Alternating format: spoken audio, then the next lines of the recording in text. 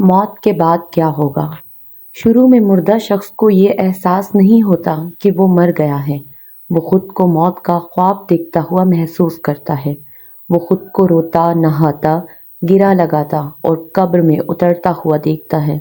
وہ ہمیشہ خواب دیکھنے کا تاثر رکھتا ہے۔ جب وہ زمین پر ڈھیر ہو جاتا ہے، پھر وہ چیختا ہے، لیکن کوئی اس کی چیخ نہیں سنتا۔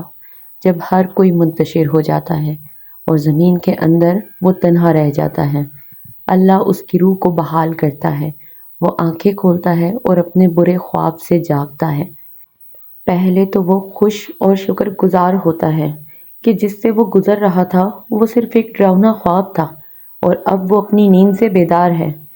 پھر وہ اپنے جسم کو چھونے لگتا ہے جو کپڑے میں لپٹا ہوا ہے۔ خود سے حیرت سے سوال کرتا ہے، میری قمیص کہاں ہے؟ میں کہاں ہوں؟ یہ جگہ کہاں ہے؟ ہر طرف اندھیرا ہی اندھیرا کیوں ہے؟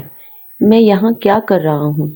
پھر اسے احساس ہونے لگتا ہے کہ وہ زیر زمین ہے اور جو کچھ وہ محسوس کر رہا ہے وہ خواب نہیں ہے۔ اسے احساس ہوتا ہے کہ وہ واقعی ہی مر گیا ہے۔ وہ ہر ممکن حد تک زور سے چیختا ہے، پکارتا ہے۔ اس کے رشتہ دار جو اس کے مطابق اسے بچا سکتے تھے، اسے کوئی جواب نہیں دیتے۔ وہ پھر یاد کرتا ہے اس وقت اللہ ہی واحد امید ہے۔ وہ اس کے لیے روتا ہے اور اس سے معافی مانگتے ہوئے اس سے التجا کرتا ہے، یا اللہ مجھے معاف کر دے اللہ۔ وہ ایک ناقابل یقین خوف سے چیختا ہے جو اس نے اپنی زندگی کے دوران پہلے کبھی محسوس نہیں کیا تھا۔ اگر وہ ایک اچھا انسان ہے تو مسکراتے ہوئے چہرے والے دو فرشتے اسے تسلی دینے کے لیے بیٹھ جائیں گے، پھر اس کی بہترین خدمت کریں گے۔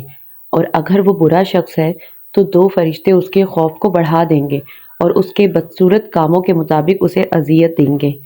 اے اللہ، مجھے اور میرے ماں باپ اور میرے خاندان اور دوستوں اور عزیز رشتہ داروں کے تمام صغیرہ اور کبیرہ گناہ معاف فرما اور ہمیں اس رمضان کے صدقے ایمان پر موت نصیب فرما، آمین۔